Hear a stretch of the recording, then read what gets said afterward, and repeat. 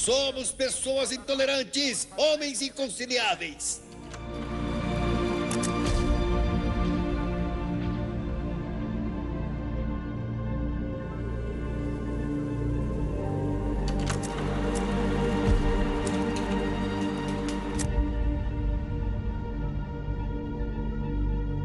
Estamos com Hitler até o fim! Viva a Alemanha! Viva a Alemanha! Viva a Alemanha!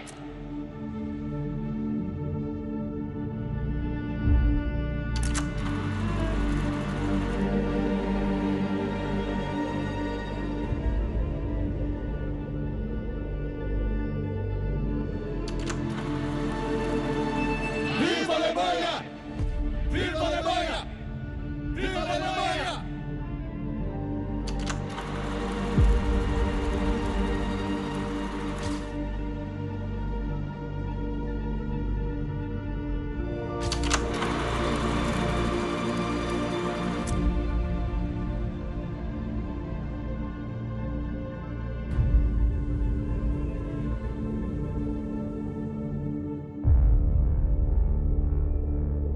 O inverno mais frio.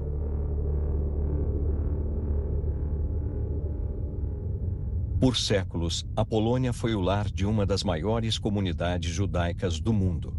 A Alemanha nazista, após invadir a Polônia, confinou os judeus nos guetos. Este foi apenas o começo. Varsóvia, Polônia.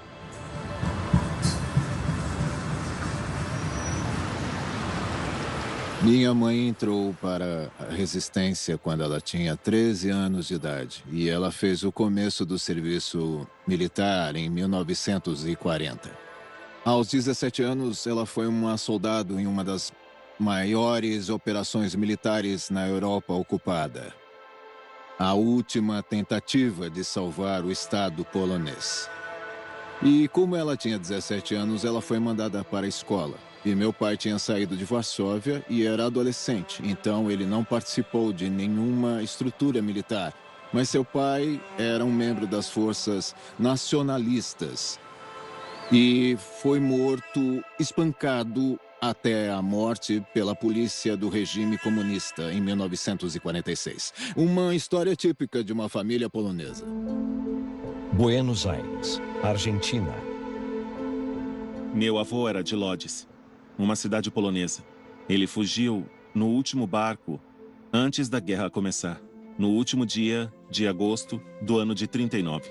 Ele perdeu na Shoah sua primeira filha, sua primeira esposa, seus pais e seus irmãos.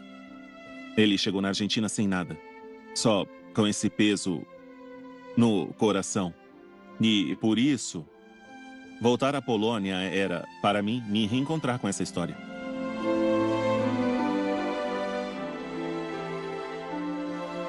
A Polônia era, antes da guerra, um país bem pobre. O campo era pobre e, no período da guerra, ficou ainda pior.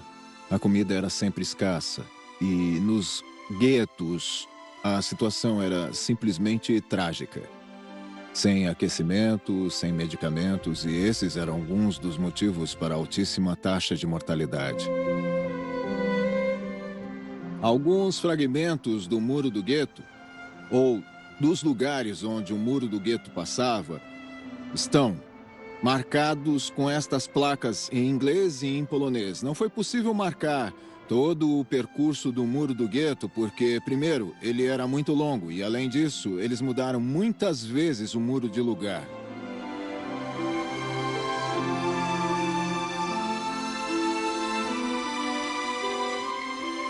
Os alemães queriam construir o campo bem rápido porque eles estavam prendendo tantas pessoas que eles simplesmente ficaram sem espaço. Dezenas de milhares de poloneses foram presos nesses meses iniciais da ocupação. E eles começaram a procurar por um lugar para colocar essas pessoas, para um lugar para concentrá-las, e eles decidiram usar essa instituição que já existia na Alemanha nazista, o campo de concentração. Majdanek, campo de concentração, Polônia. No ano de 1939, a Alemanha atacou a Polônia e eles ocuparam esse território em Lublin. E depois, em 1941, eles atacaram a União Soviética e capturaram milhares de prisioneiros soviéticos. E é por isso que, em 1941, eles organizaram um campo que, no começo, foi projetado para os prisioneiros de guerra soviéticos. Mas depois, ainda em 1941, 1942, muitos prisioneiros de grupos diferentes foram trazidos para Majdanek. Em 42, quando se inicia o que se chamou de a Solução Final, Hitler tinha invadido a União Soviética em 41. E o Japão tinha entrado em guerra com os Estados Unidos, e com isso Hitler declarou guerra aos Estados Unidos. Era o pior momento da guerra. E foi então que ele decidiu iniciar imediatamente o extermínio de 6 milhões de judeus. Essa situação, na qual eles se importavam mais com matar judeus do que ganhar a guerra, isso é algo único na história da humanidade.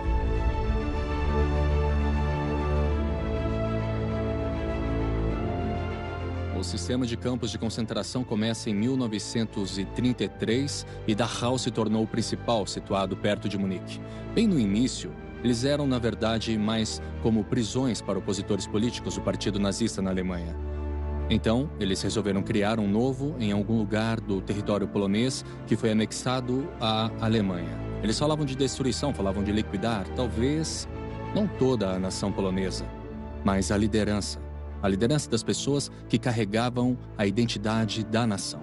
Então eles decidiram construir um novo campo e eles encontraram um quartel do exército no subúrbio de uma cidadezinha em polonês. Essa cidadezinha se chamava Auschwitz. E a versão alemã do nome é Auschwitz.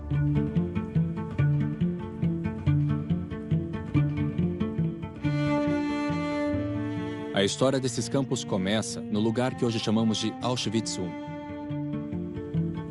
A data que nós consideramos o começo da história desse lugar é 14 de junho de 1940, quando 728 prisioneiros políticos poloneses foram deportados pelos alemães de Tarnów. Algumas pessoas eram voluntárias porque disseram a elas que iam trabalhar lá. Elas recebiam pão para isso e havia muita fome. Então, algumas pessoas pensaram, qualquer coisa deve ser melhor do que continuar aqui. E eles decidiram criar aqui um campo de concentração para 30 mil prisioneiros políticos poloneses. Basicamente, esse era o plano no começo. Os prisioneiros poloneses chegaram em 14 de junho de 1940 e a história de Auschwitz, como um campo de concentração, começou. E então o campo foi sendo ampliado.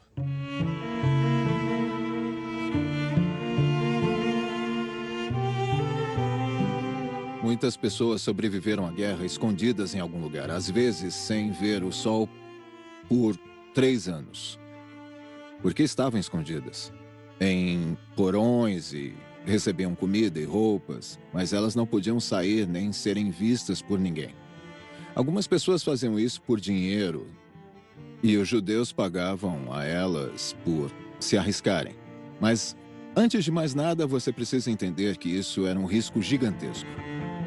Ajudar um judeu era arriscar não apenas sua própria vida, mas também a vida da sua família e, às vezes, até dos vizinhos. Depois eles começaram a pensar em fazer mais expansões, principalmente no outono de 1941, quando chegaram informações a Auschwitz de que eles deviam esperar a chegada de muitos prisioneiros de guerra soviéticos, de soldados soviéticos. É por isso que eles decidiram construir um segundo campo, o de Birkenau, para conseguir receber 125 mil pessoas, que era o planejado.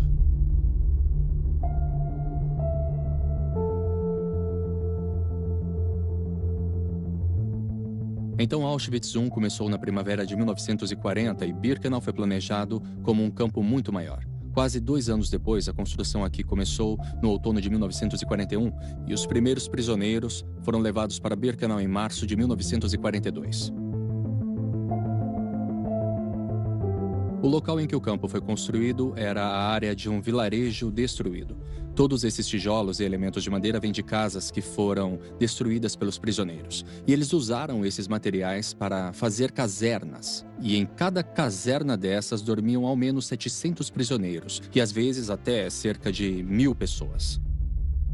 A população judaica inteira da Europa era calculada em 12 milhões. A Polônia era o lar de 3,5 milhões de judeus. Nas repúblicas ocidentais da União Soviética, havia outros 2,5 milhões. Isso quer dizer que metade do total da população judaica da Europa estava morando em uma área relativamente pequena da Europa Central. Então era muito mais barato trazer 700 mil judeus franceses até a Polônia do que levar 3 milhões de judeus poloneses para outro lugar. Então o motivo pelo qual o Holocausto aconteceu aqui é que aqui tinha mais para destruir do que em qualquer outro lugar do mundo. No momento em que se reúnem os principais comandantes nazistas do que vai ser a solução final em Wannsee, em 1942, eles já tinham roubado tudo dos judeus, já tinham lhes tirado todos os direitos. E os judeus, pelas leis de Nuremberg, já tinham deixado de fazer parte do povo alemão.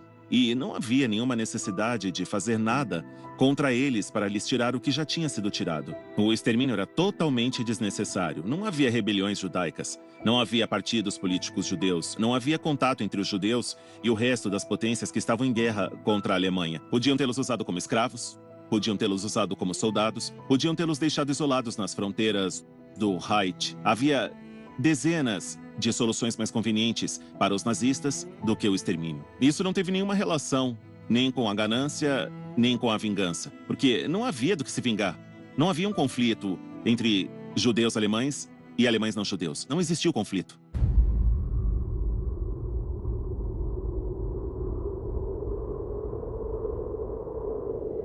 Acusam a nós, nacional-socialistas, e a mim em particular, de sermos pessoas intolerantes, homens inconciliáveis. Dizem que nós não queremos trabalhar com outros partidos, que os nacional-socialistas não são alemães em absoluto, porque se recusam a trabalhar com outros partidos, que é típico dos alemães ter 30 partidos. Eu quero afirmar para vocês, os senhores têm razão, nós somos intolerantes. Eu me propus um objetivo, varrer os 30 partidos da Alemanha, bem como as pessoas como vocês. Nós escolhemos um objetivo para nós e o defenderemos fanaticamente, sem piedade, até o túmulo.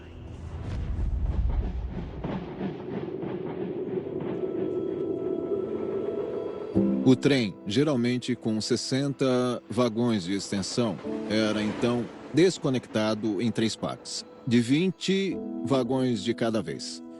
Então isso dava, digamos que cerca de 1.500 pessoas. Os seres humanos morriam nos trens, quando abriam as portas, caíam os cadáveres, você via as crianças embaixo das mães, ou as mães embaixo das crianças morrendo asfixiadas. Então eles desciam em uma estrada a cerca de 2,5 km do campo e então eles tinham que andar. Eles marchavam cercados por um cordão denso de homens da SS, que era a polícia do exército alemã, e também do exército, que os aterrorizava com espancamentos, com cães, e é nessas condições que eles chegavam no campo. Quando um transporte chegava, eles falavam para as pessoas que sua jornada tinha acabado, eles falavam que estavam sendo reassentados. E falavam para eles que, antes de irem para suas novas casas, de irem para suas novas habitações, para trabalhar, eles precisavam tomar uma ducha. Depois da ducha, eles tinham que sair das casernas e, às vezes, ficavam muitas horas esperando por suas roupas de prisioneiros. E, quando eles as recebiam, eles eram mandados para o campo de prisioneiros e lá eles também recebiam os seus números. E esse era um momento muito importante, porque depois disso, não era mais permitido a eles usar os seus nomes. Sempre que um oficial da SS perguntava quem você era, eles tinham que responder pronunciando seu número em alemão. Assim, os nazistas tentavam mostrar que eles eram uma coisa menos importante do que um ser humano.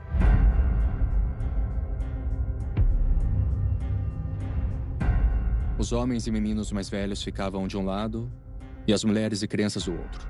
E então os médicos da SS, que eram médicos de verdade em uniformes da SS, começavam aqui o processo da seleção.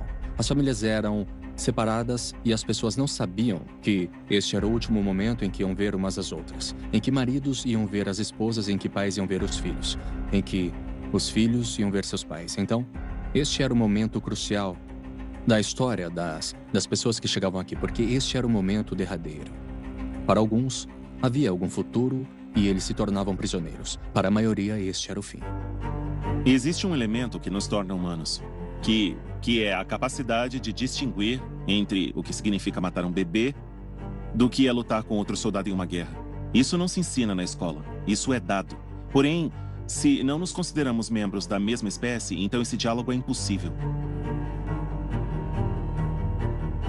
Então eles se tornam prisioneiros. E é claro que depois você podia morrer no campo por muitas razões diferentes. Você podia morrer trabalhando, podia morrer de fome, de doença, podia ser punido, você podia fazer alguma coisa ilegal e ser morto pelos guardas. Então, havia muitas razões diferentes. Às vezes, o que o campo fazia, o que os homens da SS faziam, era fazer uma seleção já no campo. A seleção acontecia na chegada.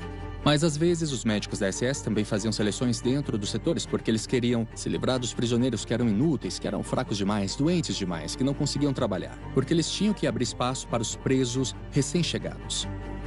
Os prisioneiros aqui não podiam falar a verdade, porque a verdade não iria ajudar. E a verdade seria arriscada para eles, pois se eles fossem pegos contando aos outros a verdade sobre o que estava acontecendo no campo, eles poderiam ser assassinados. E nós sabemos que casos assim aconteceram.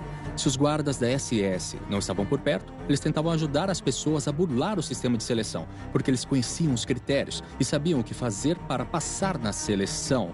E nós temos muitas histórias de crianças para quem eles falavam para mentir sobre a sua idade. Então eles diziam para as crianças com 13, 14, 15 anos falarem que tinham 17 ou 18.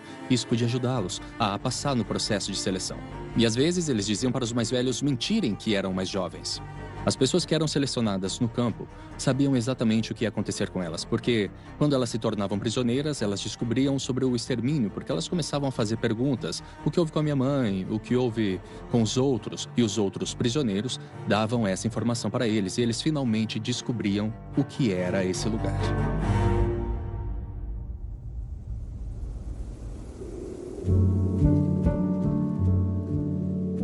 Majdanek, campo de concentração, Polônia.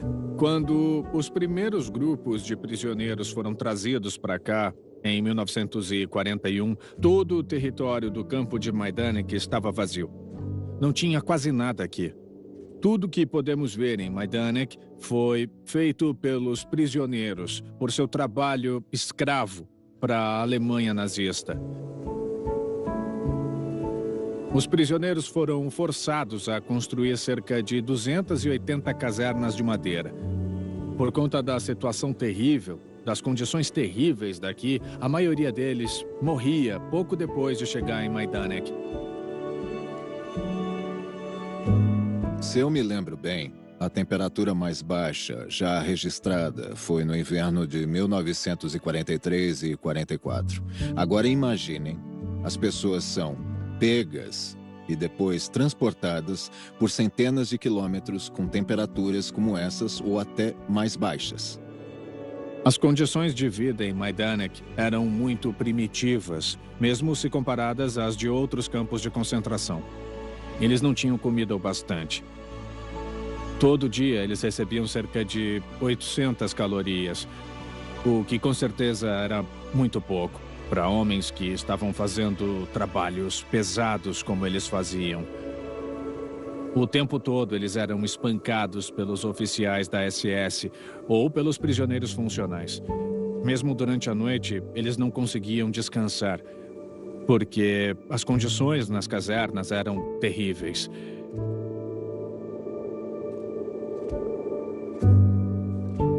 Em teoria, 250 pessoas deveriam viver juntas em uma só caserna. Mas no pior momento, que foi em 1943, até 500, ou de acordo com algumas memórias, até 700 prisioneiros tinham que viver juntos em uma mesma caserna. E o espaço simplesmente não era grande o bastante para uma quantidade tão grande de pessoas. Sobreviver ao inverno era a parte mais difícil, eu acho, da vida dos prisioneiros. As pessoas talvez não morressem congeladas, mas ficavam com queimaduras de frio nas pernas, nas mãos. E mesmo se isso não matasse elas diretamente, elas não conseguiam trabalhar, não conseguiam andar tão rápido, elas apanhavam mais, sofriam mais e morriam mais rápido. O sistema de aquecimento deles era o corpo das pessoas. Dentro de casernas como essa, você tinha 400, 500 pessoas. Às vezes eram 6 ou 7, mas às vezes eram mais de 10 pessoas dormindo em cada beliche. E as pessoas tentavam ficar juntas para se aquecerem. Elas também tentavam ficar juntas do lado de fora, em grupos de pessoas, para se abraçarem, para ficarem perto uma das outras. Porque sobreviver ao inverno nessas condições é uma coisa simplesmente inimaginável. E todos os prisioneiros tinham apenas os seus uniformes listrados, que não davam a eles nenhuma proteção contra o tempo. Então eles só ficavam tentando colocar algum material adicional ali, como palha e outras coisas por baixo de suas roupas. Mas isso era uma prática ilegal e se os oficiais da SS notassem isso, eles seriam punidos, seriam espancados ou até mesmo mortos. Mortos por esse tipo de prática que era considerada ilegal. Sabemos que havia alguns grupos que tinham alguns privilégios. Por exemplo, grupos que a SS usava para trabalhar para eles. As SS usavam prisioneiros para fazer tudo para eles. Eles eram garçons nas cantinas, eram faxineiros, datilógrafos. É óbvio que os homens da SS não queriam ter ali do lado deles prisioneiros que estavam sujos, fedidos e cheios de piolho. Então eles mantinham esses prisioneiros em condições melhores e, por exemplo, eles podiam ter algum aquecimento, alguma coisa para aquecê-los nas casernas.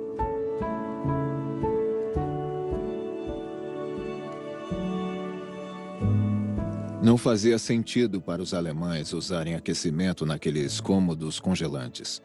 Você poderia dizer que isso era uma tortura a mais, mas o objetivo não era torturar pessoas. O objetivo era não gastar nem mesmo um único centavo além do necessário.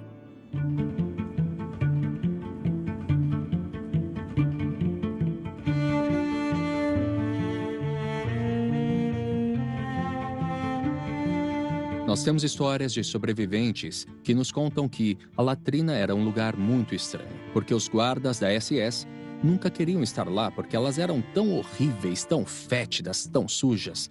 Então isso às vezes dava um pouco de espaço para os prisioneiros fazerem coisas que seriam consideradas ilegais, como falar, ou rezar, ou organizar alguma coisa, como se reunir com os outros e planejar alguma coisa. Então a latrina também dava essa possibilidade e os prisioneiros tentavam usá-la. O campo de concentração é um mundo no qual você é punido por ter fé, por praticar a sua religião. Então essa parte desse lugar, a latrina, por um lado, ela é realmente um desses lugares muito importantes que nos falam sobre a desumanização, quando vemos que pessoas eram submetidas a essas condições. Mas, por outro lado, era aqui que elas tentavam achar algum jeito de se defenderem.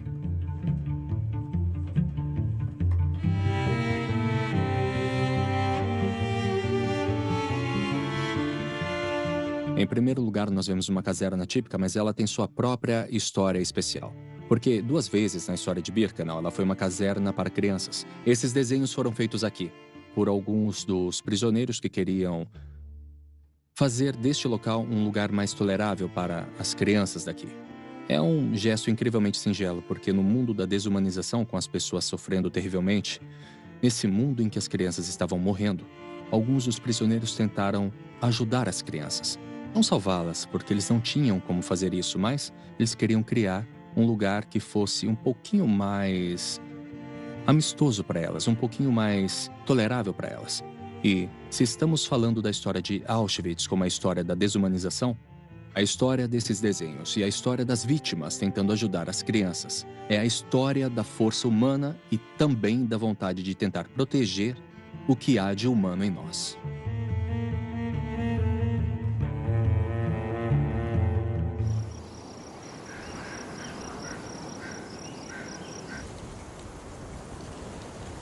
Diga o que quiser sobre os alemães.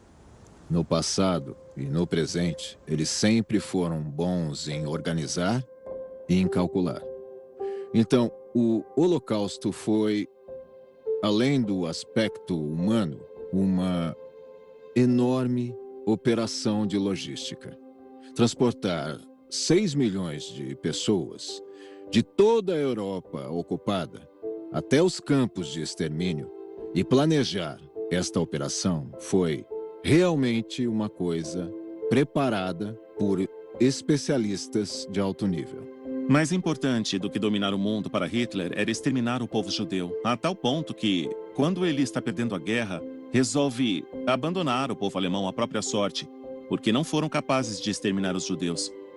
O testamento político de Hitler diz que o povo alemão não esteve à altura de sua grande tarefa histórica, que era eliminar o povo judeu. E isso não sou eu, foi ele que disse. Ele sim fala de povo alemão, eu falo de nazistas. Não de uma nação, mas de nazistas. Isso deve ter sido um processo muito caro. Então, os judeus tinham que pagar por isso, com suas roupas, com seus pertences. Então, todas as economias, como com aquecimento, com comida, com o que fosse, eram bem-vindas. Os judeus que eram deportados para Auschwitz ouviam que era um reassentamento. Mentiam para eles que eles estavam sendo transferidos para um novo lugar para viver. Por isso, eles tinham que levar com eles tudo o que os ajudaria a começar uma nova vida.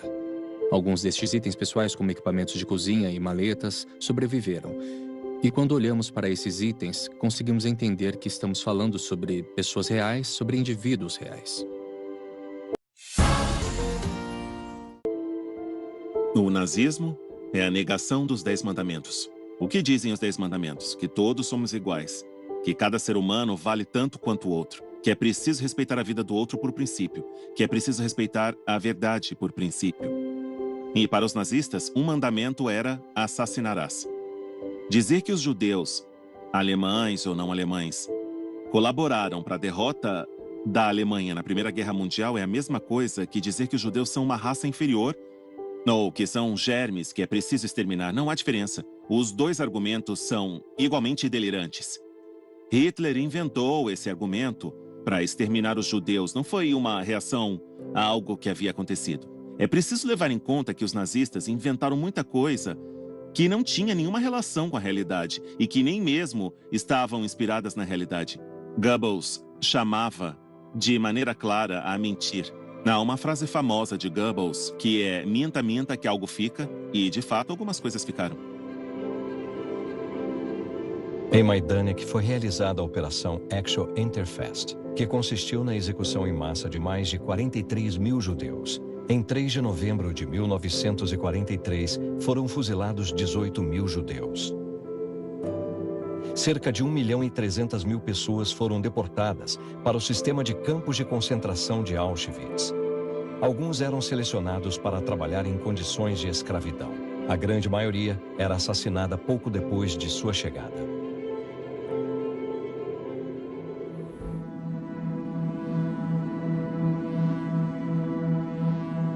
O problema do campo era sempre a falta de espaço. E no verão de 1941, muitos prisioneiros foram mortos nos hospitais do campo com injeções de veneno no coração. Porque era assim que a medicina do Estado nazista lidava com o problema dos prisioneiros que não conseguiam trabalhar. Eles eram mortos. E de um jeito muito, muito horrível. Uma injeção de fenol diretamente no coração deles. E, de algum modo, isso fez a liderança da SS, a administração da SS, pensar se era possível criar algum tipo de método para matar pessoas mais rápido e de um jeito mais eficaz. E isso levou aos experimentos com gás venenoso. Eles decidiram testar um pesticida chamado Zyklon B, que contém cianureto de hidrogênio, que é o agente letal, e esses experimentos foram bem-sucedidos. Então o campo desenvolveu uma ferramenta, um jeito de matar pessoas rápido.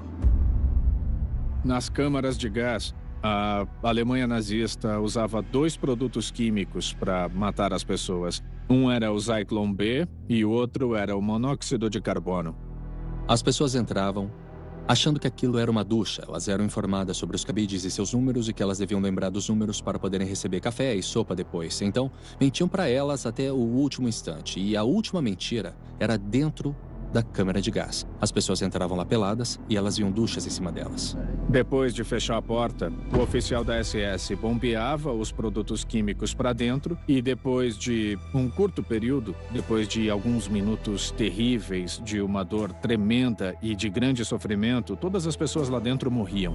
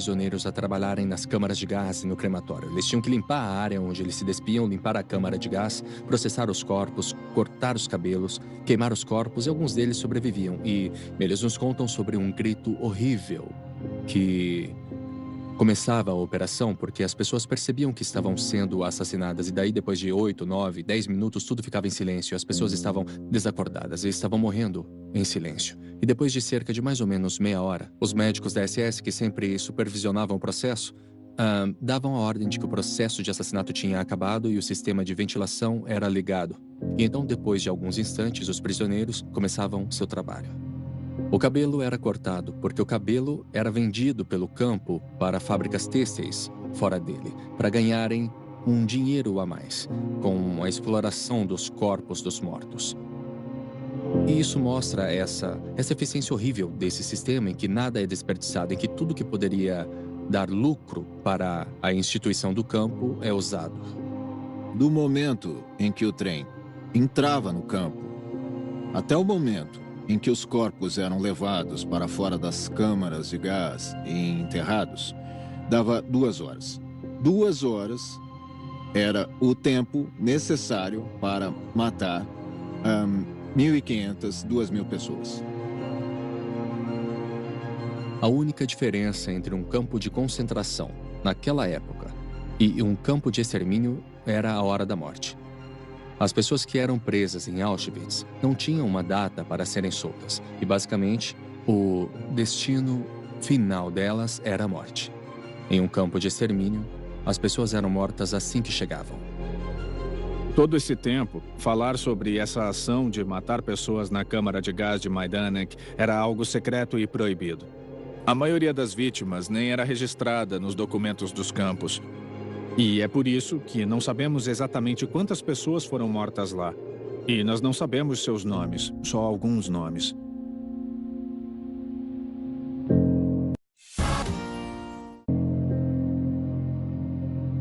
Uma coisa que é muito perturbadora é a racionalidade desse processo, começando pela deportação, pela seleção, as pessoas sendo informadas sobre as duchas. Tudo parece muito lógico, tudo é muito racional.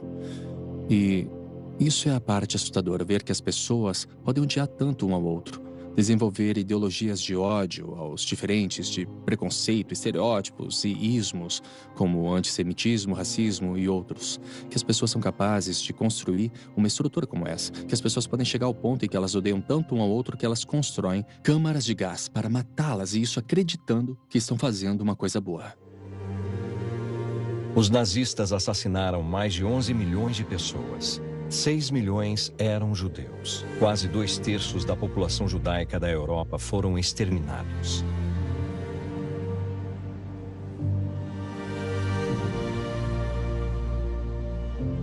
Holocausto é uma antiga palavra para um ritual de sacrifício. Os judeus usavam a palavra Shoah, que quer dizer desastre.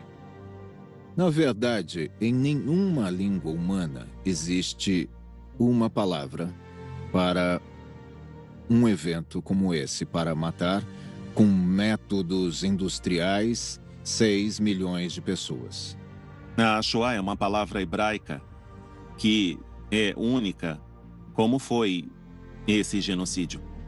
A diferença entre o Holocausto e Shoah é que o Holocausto é um sacrifício, é uma oferenda a alguém. Você entrega algo no Holocausto. E os judeus não se entregaram e nem se sacrificaram por algo. Eles foram exterminados. Foi um massacre. A singularidade deste genocídio é que aqui não havia um objetivo territorial, nem político, nem econômico, nem necessariamente religioso. Era a ideia de que era preciso exterminar um povo, porque esse povo representava um perigo em si, independente de suas ações.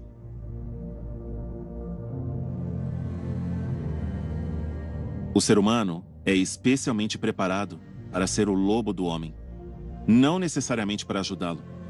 A solidariedade não é natural. A cobiça, sim.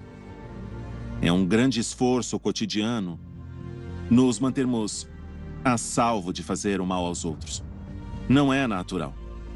Nossas atitudes, nossas necessidades geram um conflito com o outro. E isso é parte, eu creio, da natureza humana. E é um esforço sistemático não fazermos o mal. Não fazer o mal aos outros requer um esforço e não permitir que nos façam o mal também. Os dois fatores. Com certeza pode acontecer de novo um genocídio como o da Shoah. É claro que pode se repetir.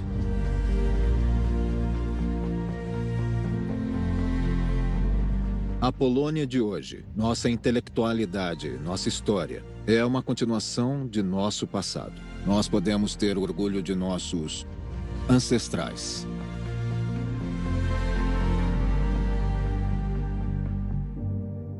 A Alemanha teve que fazer um enorme trabalho de praticamente cortar sua história, suas tradições, mudar completamente sua mentalidade. E eles fizeram isso. Sobre os nazistas, havia um feitiço, para dizer de uma maneira delicada, uma ilusão de que exterminando os judeus iam exterminar os 10 mandamentos.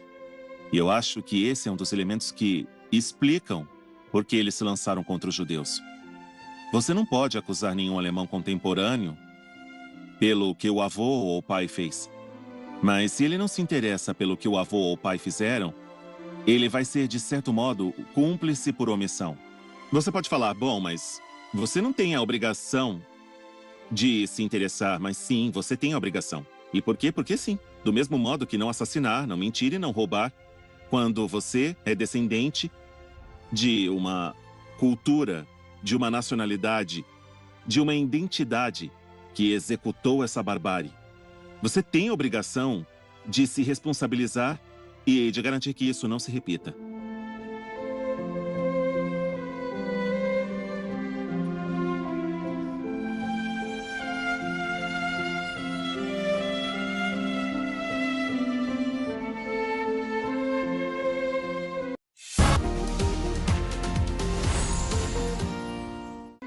Não existe história, intelectualidade, nem tradições da Polônia sem os judeus. E não existe história, intelectualidade e tradições judaicas sem a Polônia. Nós temos uma história em comum. Nós não existimos sem um ao outro. Alguém de fora veio em 1939 e cortou essa história. O Holocausto matou 6 milhões de judeus, mas ele também matou parte da Polônia.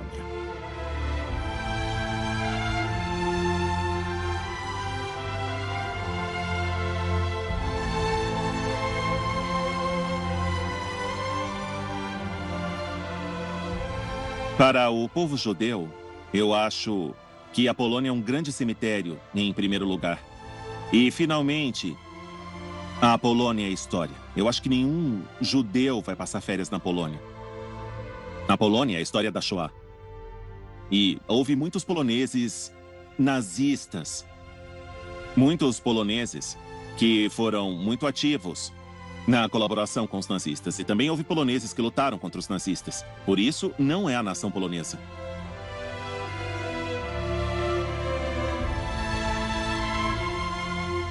Eu cresci a uns 200 metros daqui.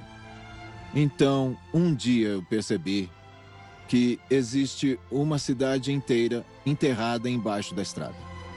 Aqui, embaixo desta calçada, tem uma cidade enterrada.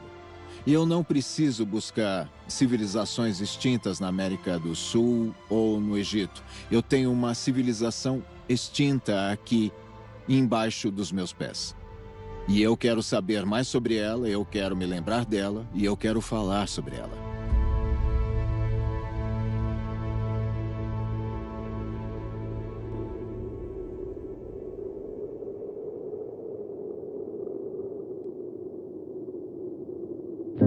Em memória de todas as vítimas do Holocausto e de todas as pessoas que foram mortas por causa de guerras, perseguições da intolerância, do racismo e da barbárie perpetrados por outros seres humanos.